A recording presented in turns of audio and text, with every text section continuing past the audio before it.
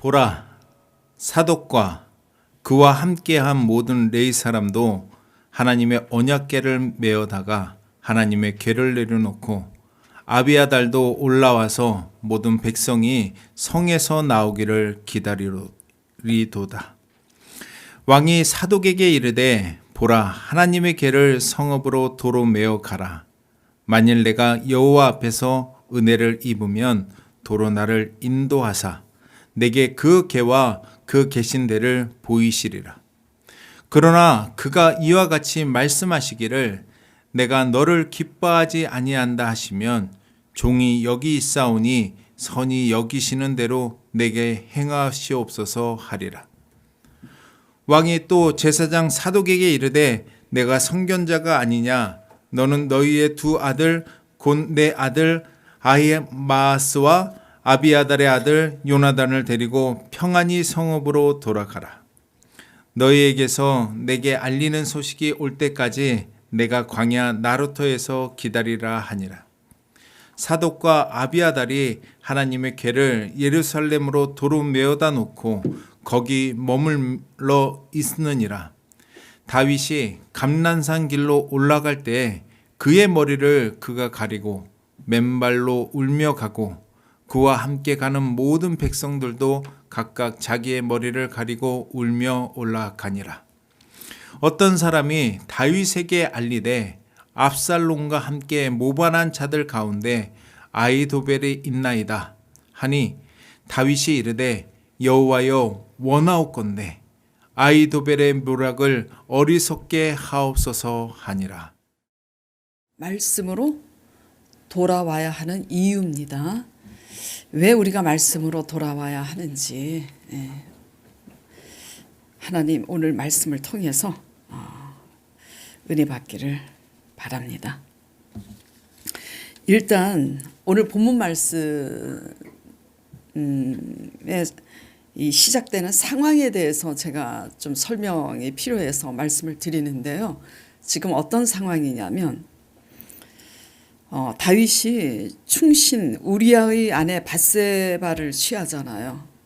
남의 아내를 이제 빼앗아서 간음하고 그녀가 임신을 하게 되자 그 사실을 감추려고 우리아를 죽게 한 사실에 대해서 다윗은 하나님 몰래 한 일이지만 하나님께서는 그것을 다 아시고 선지자를 통해서 그 일로 인해서 너희 집안에 강간당하는 일이 일어나겠고 칼이 너희 집안에서 떠나지 아니하리라는 그런 징계의 말씀을 하십니다. 선지자를 통해서 그 말씀이 주어지는데요. 그 후에 말씀하신 대로 모든 상황이 벌어집니다. 그 벌어지는 상황 중에 오늘 본문 말씀이 압살롬이가 누구냐면 아들인데요. 여러 아들 중에 아들 압살롬이 가장 그 외모도 출중하고 잘생겼다고 해요. 그 아들 압살롬이 이스라엘 백성들의 마음을 훔쳐서 헤브론에서 왕이 됩니다. 왕이 되어서 반란을 일으키게 되므로 다윗이 광야로 도망가게 되는 그런 상황에 레위 자손들이 다윗 왕을 따라 나오면서 하나님의 언약궤를 이제 메고 따라 나오는 그런 상황인 거예요. 그런 상황에 다윗이 그 언약궤를 도로 성으로 메어 가라. 나는 광야에서 기다릴 테니 그 언약궤를 도로 메어 가라 하는 이런 말씀입니다. 이런 이제 상황을 좀 아셔야지. 이걸 본문으로 이제 다 읽어 내려가려면 많은 시간이 소요되기 때문에 제가 이렇게 추려서 본문을 띄우고 지금 설명을 드리는 건데요. 자, 이런 상황이에요. 그래서 주제를 말씀으로 돌아와야 하는 이유를 가지고 우리 한번 나눠보도록 하겠습니다. 말씀으로 돌아와야 하는 이유 그 첫째는 말씀이 곧 하나님이시기 때문입니다. 예. 자, 요한복음 1장 1절에서 4절 말씀을 보겠습니다. 태초에 말씀이 계시니라. 이 말씀이 하나님과 함께 계셨으니 이 말씀은 곧 하나님이시라. 그가 태초에 하나님과 함께 계셨고 만물이 그로 말미암아 지은 바 되었으니 지은 것이 하나도 그가 없이는 된 것이 없느니라. 그 안에 생명이 있었으니 이 생명은 사람들의 빛이라.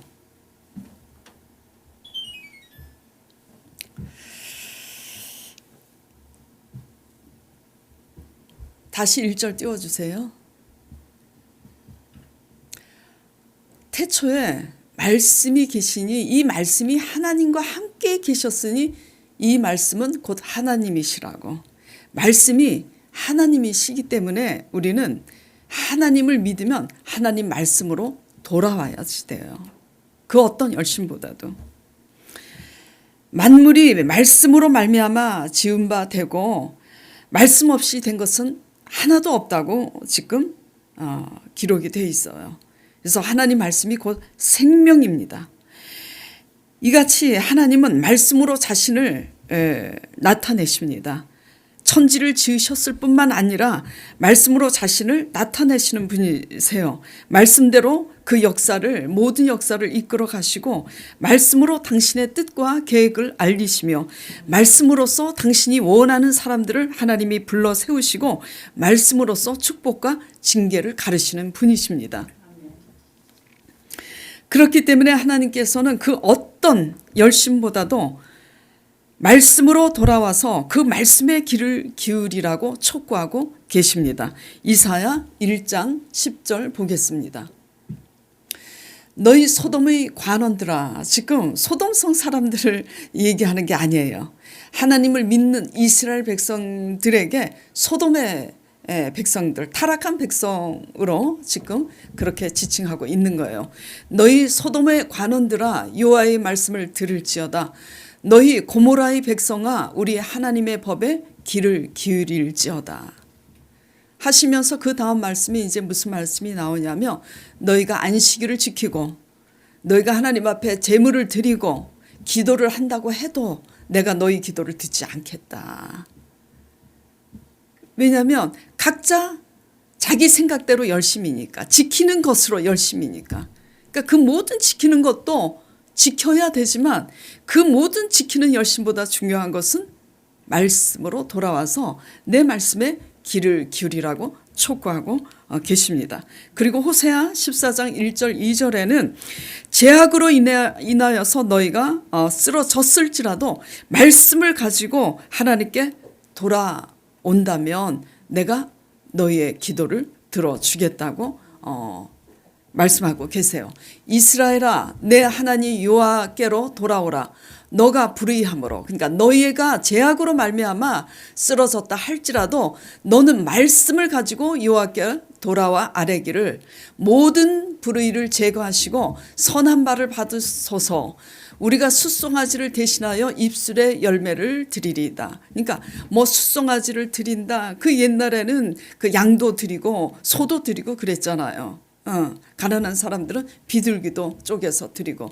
그러나 그 모든 재물보다도 너희가 말씀을 가지고 돌아와서 말씀 안에서 너희 죄를 회개하면서 하나님 앞에 합당한 신앙 고백을 드리면 그 고백을 받겠다 이렇게 말씀하고 계시는 거예요. 다윗은 이 말씀이신 주권자 하나님을 이미 알고 믿었기 때문에 위기 가운데서 하나님 말씀을 기다립니다. 자, 본문 25절, 26절 보겠습니다. 25절 왕이 사독에게 이르되 보라 하나님의 궤를 성읍으로 도로 메어 가라.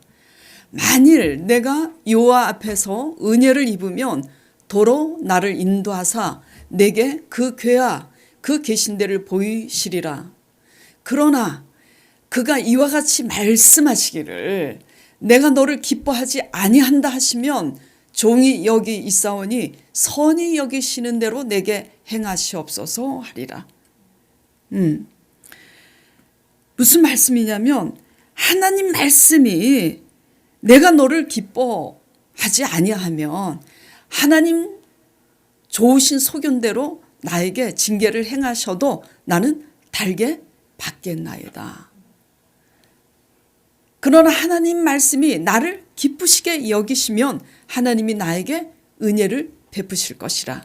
그러니까 그 말씀 한마디가 하나님이 나를 기뻐하시는가 아니 기뻐하시는가, 그 말씀 한마디에 죽고 사는 것이 거기에 달려 있음을 알므로 지금 다윗은 지금 어려운 상황에 하나님의 말씀을 기다리고 있는 겁니다.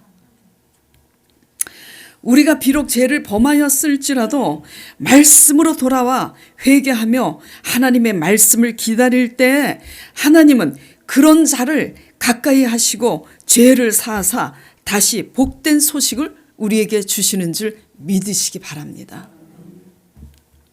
상황이 어떠해도 누가 뭐라고 할지라도 하나님 말씀으로 돌아와 죄를 뉘우치고 하나님 말씀을 기다리는 저와 여러분 되기를 간절히 축원드립니다.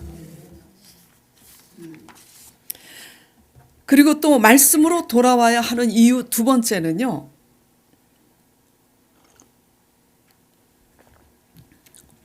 말씀으로 돌아와야 이 벌어지는 상황이 무슨 상황인지 알 수 있는 겁니다.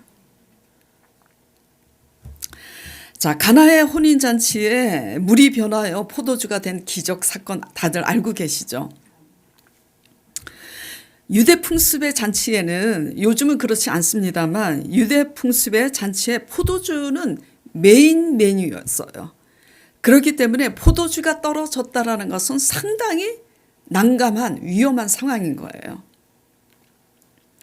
이런 상황에 처음보다, 이런 아주 난감한 상황에 처음에 냈던 그 포도주보다 더 훨씬 맛있는 포도주가 나중에 나오게 되니, 이 포도주가 이 다른 잔치에서는 처음에 맛있는 포도주 냈다가 모자르면 점점 맛없는 포도주를 내기 마련인데 어떻게 해서 더 맛있는 포도주가 남았느냐 해서 그 맛 좋은 그 포도주가 어디서 났는지 알지 못하지만 무슨 말씀이든지 그대로 하라는 어머니 마리아의 분부대로 그 하인이 그 결례통에 물을 갖다 붓고 그 물을 갖다 주라고 하니 그 물을 가지고 부으니 그 물이 변하여 포도주가 됐잖아요.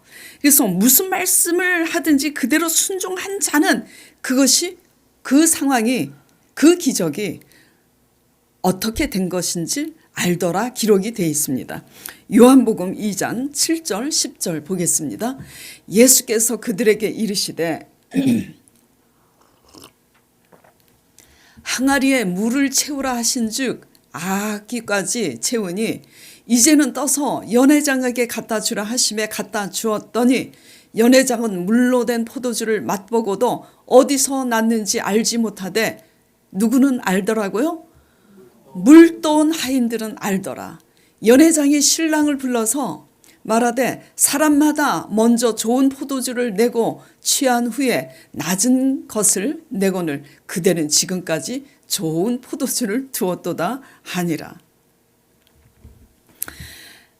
이런 대략 난감한 상황이 하나님의 반전의 기적의 사건이 된 거예요. 오늘 우리 강 목사님이 기도해 주신 것처럼. 이해가 안 가도 말씀대로 순종한 자만이 우리 통장에 잔고가 떨어졌을 때 하나님이 어떻게 채우시는지를 알 수 있게 되는 줄 믿으시기 바랍니다. 오늘 강 목사님이 설교를 기도를 하는데 그냥 명언을 하잖아요. 다 와닿아. 얼마나 은혜 받았는지. 우리는 가난 때문에 무너지고 우리는 질병 때문에 무너지지만 하나님은 우리의 가난과 질병 때문에 하나님의 기적의 기회가 된다고. 그냥 그 말씀 한마디에 오늘 설교가 다 끝이 난 거예요, 사실. 네. 근데 이 명언의 이 기도가 왜 나오느냐? 그걸 경험했기 때문이죠. 누가 경험했다고요? 강 목사님이. 네. 이해가 안 가도 말씀대로 순종했기 때문에 그 쪽박찬 그 시간들이 하나님의 기적을 경험하는 반전의 기간이 된 줄 믿습니다. 이해가 안 가도 말씀대로 순종할 때 여러분의 통장 잔고가 어떻게 변하는지 경험하시길 바랍니다. 그리고 아시죠? 베드로가 밤이 맞도록 수고해도 물고기 한 마리 얻지 못했잖아요. 그래서 해가 돋는 아침에 그물을 씻고 집에 가려고 할 때 예수님이 다가오셔서 깊은 곳에 가서 그물을 내리라는 주님의 말씀에 그 말씀에 의지하여 베드로가 그물을 내리니 어떻게 됐어요? 그물이 찢어지도록 물고기가 넘치게 잡히니 친구 야고보의 배까지 채웠더라고 그랬는데 이 갈릴리 바다는요 물이 너무 맑아서 해가 뜨는 그 낮에는 고기가 잡히지 않는답니다. 그래서 밤에 그렇게 물고기를 잡는데 어부의 상식으로는 이해가 안 가지만 말씀에 의지하여 그물을 내리니 이렇게 된 거예요.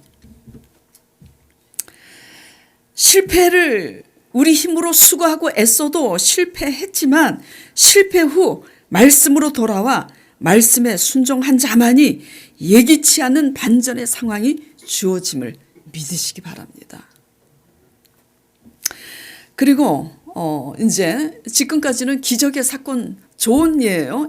지금은 이제 나쁜 예인데 북이스라엘의 악한 아합 왕 아시죠? 참 악해요. 그 또 왕후 그 부인 이세벨도 아주 악합니다.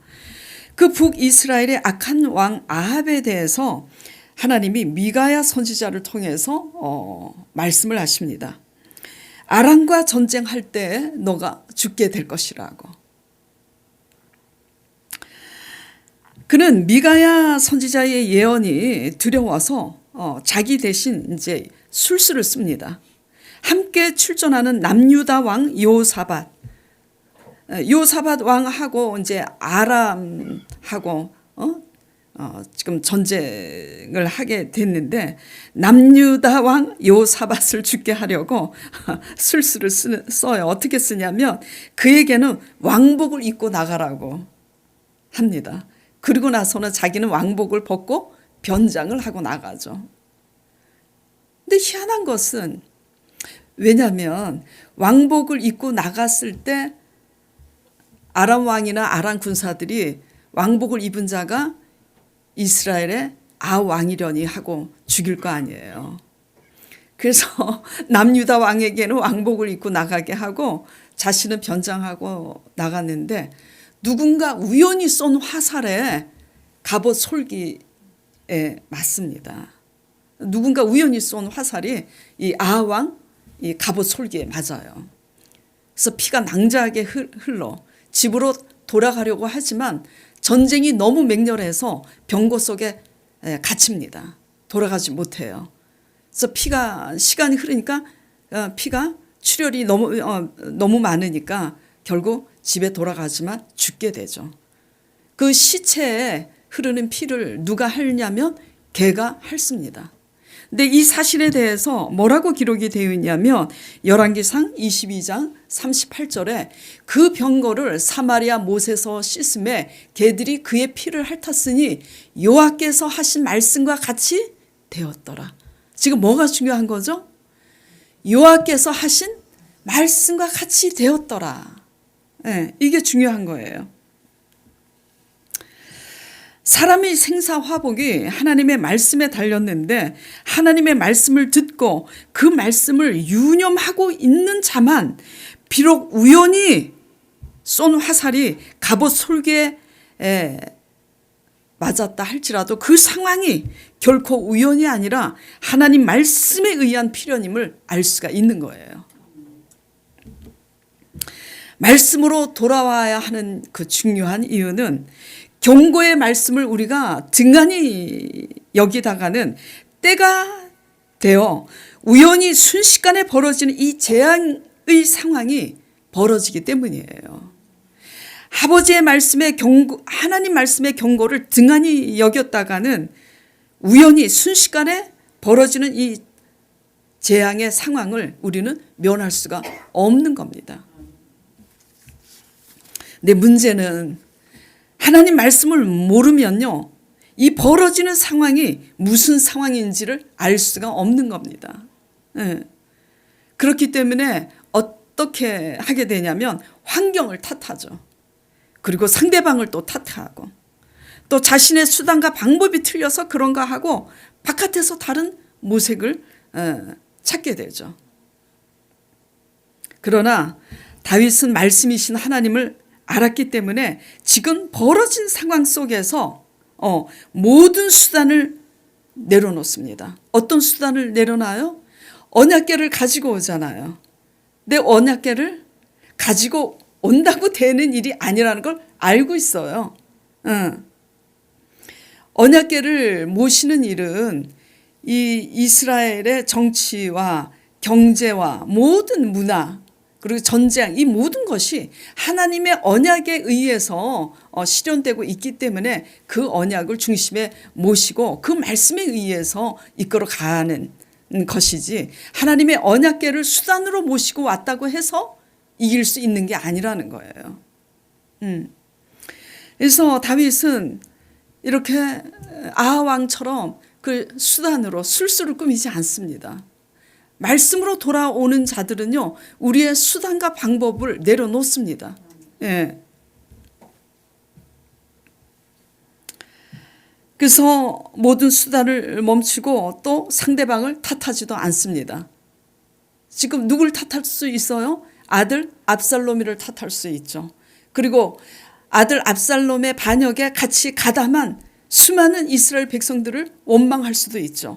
내가 어떻게 했는데, 내가 이스라엘이 공경에 처했을 때 블레셋 골리앗에게 골리앗을 물리쳐서 내가 이스라엘을 어떻게 구했는데 하면서 이스라엘 백성들을 원망할 수도 있겠죠. 그러나 다윗은 모든 수단을 멈추고 상대방 탓하는 것도 하지 않고 오직 자신의 모습에 집중하였기 때문에 그 모든 것을 하나님께 맡기고 이런 고백을 할 수 있었던 겁니다. 어떤 고백이요? 다시 한번 보겠습니다. 본문 26절. 그러나 그가 이와 같이 말씀하시기를 내가 너를 기뻐하지 아니한다 하시면 종이 여기 있사오니 선히 여기시는 대로 내게 행하시옵소서. 나를 기뻐하시지 아니하시면 나를 벌하시옵소서. 모든 것을 지금 어떻게 하고 있죠? 맡기고 있는 거예요. 그러나 혹 기뻐하시면 하나님이 내게 은혜를 베푸실 것이라. 우리의 죽고 사는 것이 하나님 말씀 한마디에 있음을 다윗은 알고 있기 때문에. 예. 그리고 다윗은 하나님 말씀 한마디에 그가 쌓은 공이 하루아침에 날아갈 수 있고 다시 회복할 수 있음이 하나님의 주권에 있음을 알고 있었기 때문에 오직 하나님의 말씀을 기다립니다. 모든 수단도 다 내려놓고 상대방 탓도 하지 아니하고.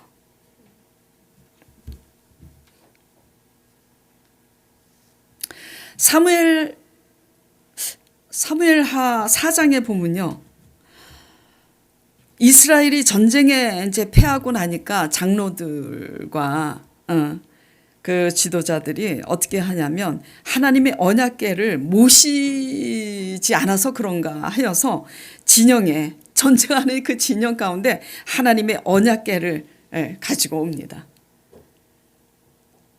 그래서 진영 안에다가 그 하나님 언약궤를 모셔두고 전쟁을 하는데 전쟁에 승리할 줄 알았는데 더 크게 패해요. 그리고 언약궤마저도 빼앗기죠. 이게 오늘날 뭘까요? 근데 다윗은 그럴 필요를 느끼지 못하는 거예요. 왜 이스라엘 사람들이 그렇게 했냐면 지키는 형식은 있지만 신앙적인 종교의 형식은 있지만 내면적으로 하나님 말씀으로 돌아오는 삶이 없었기 때문에 방법에 의해서 그런 수단을, 언약궤를 수단으로 삼는 겁니다. 오늘 이게 뭐냐, 우리가 주일 성수를 지키고 하나님 앞에 헌금을 드려도요, 우리의 삶이, 우리 하루를 시작할 때 우리의 삶이 하나님 말씀을 묵상하고 시작하고, 내가 오늘 하나님 말씀대로 한 걸음 한 걸음 살아왔는가, 하루를 마쳤을 때 돌아보는 그런 말씀으로 돌아오는 삶이 아니었을 때는 이 모든 지키는 것이 수단에 불과하다라는 겁니다. 그것을 아셔야지 돼요. 근데 다윗은 이들처럼 이런 언약궤를 모셔오고 지키는 것을 수단으로 삼지 않습니다. 다윗이 아들 압살롬의 반역으로 도망갈 수밖에 없는 상황이 자신의 범죄로 인한 상황임을 알기 때문에 이런 수단도 내려놓고 압살롬과 그와 함께한 이스라엘을 탓하거나 원망하지 않을 뿐만 아니라 다윗이 나올 때 레위인들이 언약궤를 메고 온 그 궤를 다시 오히려 도로 메어 가라고 지금 지시하는 거죠. 그리고 광야에서 내가 하나님 말씀을 기다리겠노라.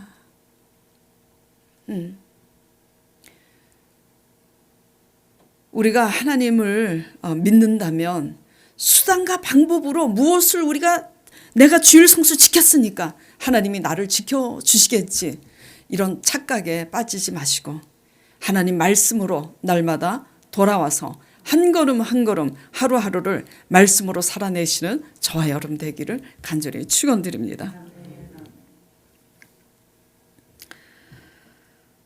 아무 의미가 없어요. 지키는 것은 말씀으로 돌아오지 않는 이상은. 말씀으로 돌아오면 많은 말이 필요 없어집니다. 여러 수단도 필요 없어져요. 말씀 안에 있지 못할 때 상대방 탓하느라고 막 시끄러워요.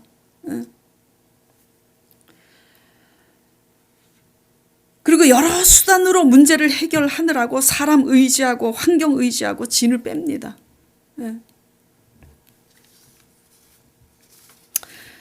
때로는 이제 성도들이 이렇게 저한테 전화를 하거나 그래서 많이 얘기를 해요. 막 이런 걸 저런 걸 막 심지어 어떨 때는 막 1시간씩 2시간씩. 어떤 그 분을 개인적으로 제가 책망하려고 하는 말씀이 아니에요. 근데 제가 그냥 이렇게 호응해줘요. 왜 호응을 해주냐면 스스로 깨달아야지 돼요. 상황을 탓하고 상대방을 탓하고 막 그렇게 하소연을 했을 때 제가 들어주는 이유는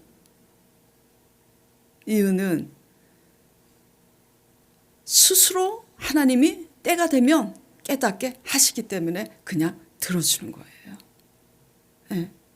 왜냐하면 이미 그 많은 불평과 그 많은 이야기를 할 때는 왜 하게 되는 거죠? 내가 옳다고 생각하기 때문에 하는 거잖아요. 말씀을 모르면 벌어지는 상황이 무슨 상황인지 모릅니다. 설명해도 알려고 하지 않아요. 다만 말씀을 모르면 상대방을 탓하고 환경을 탓하고 자신의 수단과 방법으로 그 모든 일을 해결하려고 하죠. 다윗은 말씀이신 하나님을 알기에 지금 벌어진 상황 속에서 하나님만 바라보는 겁니다. 모두 여러 말들을 다 내려놓고 하고 싶은 말들을 다 내려놓고 하나님 말씀만 기다리고 하나님 말씀만 주목하시는 저와 여러분 되기를 축원드립니다.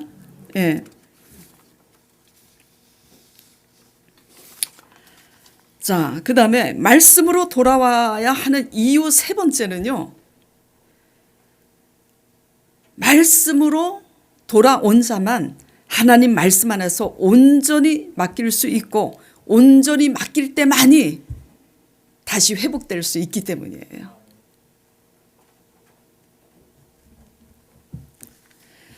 말씀 안에 거할 때 수치와 굴욕이 따라와도 그 상황이 무슨 상황인지를 압니다. 말씀 안에 거하지 못할 때는 수치와 굴욕을 우리가 참아내지 못해요. 같이 싸우고 같이 다투고 같이 따지게 되죠. 누가 옳고 그런 것을 따져요. 그러나 말씀 안에 거하는 사람들은 누가 옳고 그런 것을 따져도 아무 소용이 없다는 것을 알아요.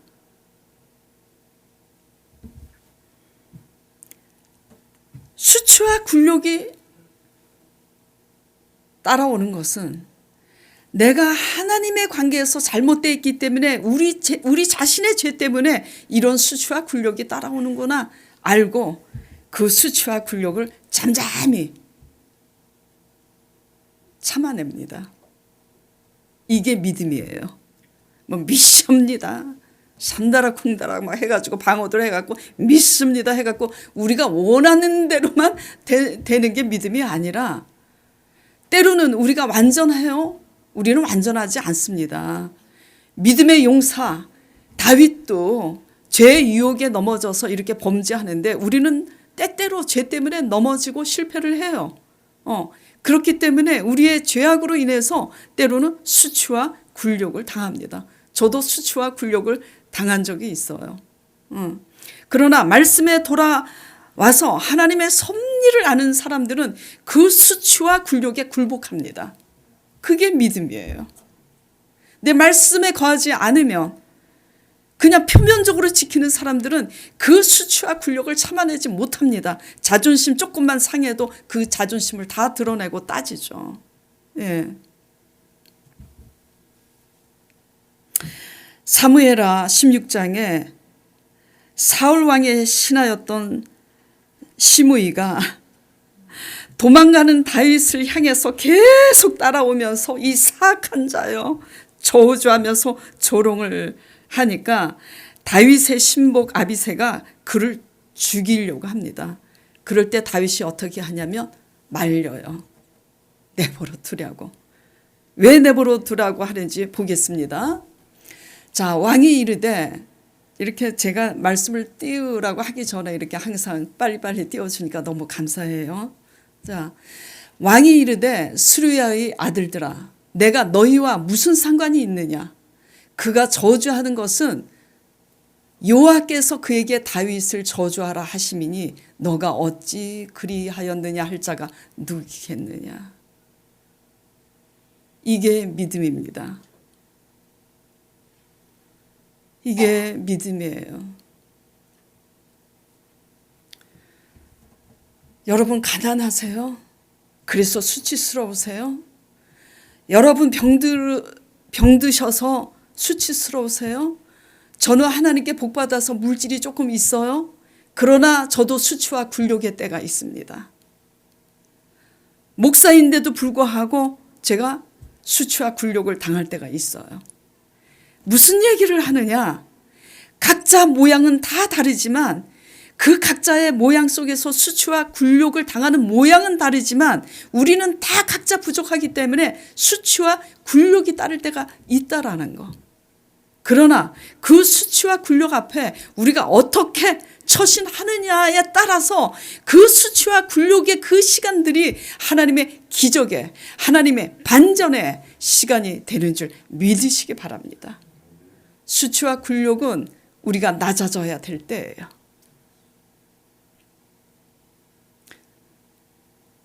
그래서 낮아지면 수치와 굴욕이 끊어지는 거죠. 다윗이 어떻게 해요? 지금 시므이가 사악한 자여 저주하면서 조롱하고 따라오면서 그렇게 해요. 얼마나 창피합니까? 그러니까 아비새가 시므이를 죽이려고 하니까 다윗이 뭐라 그래요? 내버려 두라고. 누가 그렇게 하게 하는 거라고요? 하나님이 하게 하시는 거니까 그냥 내버려 두라고. 비록 다윗이 범죄하였다 할지라도 말씀 안에 거하는 다윗이었기 때문에 다투지 않습니다. 시므이와 싸우지 않아요. 싸울 필요를 느끼지 않습니다. 예. 뭐가 믿음이라고요? 이게 믿음인 거예요. 좋은 상황이든 곤욕스러운 상황이든 그 모든 상황이 무엇 때문인 줄 아는 것이 믿음이에요. 그래서 그런 수치스러운 곤욕스러운 상황이 무엇 때문에 일어나고 있는지를 말씀 안에서 아는 자는 잠잠합니다. 그리고 하나님께 맡기면서 자신의 원하는 것을 기도합니다. 뭐라고 기도하냐요? 31절 보겠습니다. 어떤 사람이 다윗에게 알립니다. 아들 압살롬과 함께 모반한 자들 가운데 아히도벨이 있나이다 하니 다윗이 이르되 여호와여 원하건대 아히도벨의 모략을 어리석게 하옵소서. 이 아히도벨이 나오는데요. 아히도벨이 누구냐면 모사와 괴략에 아주 뛰어난 자입니다. 그를 따라갈 사람이 없어요. 그래서 이 아히도벨은 다윗의 모사였어요. 그런데 아들 압살롬이가 반역을 한데 글로 붙은 거야. 그래서 누가 지금 아히도벨이 압살롬과 함께 모반한 자들 가운데 있다고 일러주는 거예요. 이 소식을 듣고 지금 다윗이 하나님께 잠잠히 모든 것을 맡기면서 시므이가 조롱을 하도록 내버려 두면서 그냥 하나님과 일대일의 관계에서 이렇게 기도를 하는 거예요. 여호와여 원하옵건대 하나님께서 나를 혹시 기쁘시게 여기신다면 아히도벨의 모략을 어리석게 하옵소서 합니다. 근데 어떻게 돼요? 나중에 19장에 아히도벨의 이 모사는 패합니다. 그래서 압살롬의 이 반역은 실패를 해요. 아들 압살롬이는 죽고 다윗 왕은 다시 성으로 들어가서 통일 이스라엘의 왕위를 차지하게 됩니다. 왕권은 회복했지만 그래서 자신은 구원을 얻었지만 아들이 죽었으니 다윗이 어떻게 행복하겠습니까? 그러나 여러 아들 중에 압살롬이 죽은 것은 비단 다윗 죄로 인해서만 아니라 아들 압살롬 개인의 악한 죄성을 하나님이 심판하신 거예요. 왜냐하면 하나님 백성으로서 하나님이 세운 왕권에 대적하는 압살롬이는 사실상 아버지에게 대적한 것이 아니라 하나님께 대적한 것이기 때문에 압살롬은 죽음을 면치 못한 거예요. 정리를 해보자면 말씀으로 돌아와야 하는 이유는 우리의 생사 화복이 우리의 수단과 방법에 있는 게 아니라는 거예요.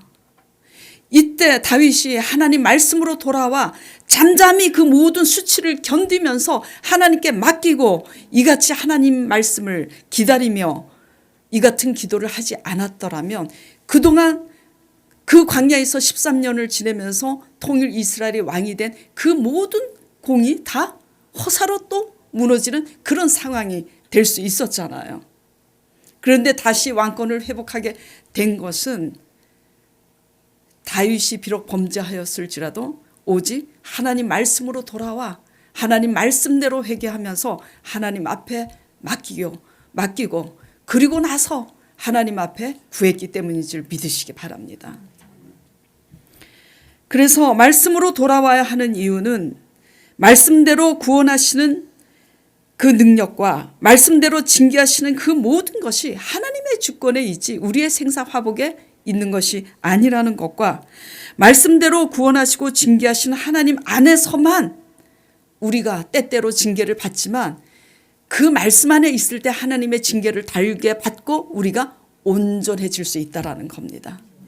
오늘 말씀을 생각하면서 징계든 구원이든 좋은 일이든 나쁜 일이든 하나님 말씀 안에서 다 수용하면서 받아들이면서 성장해 가시는 저와 여러분 되기를 간절히 축원드립니다.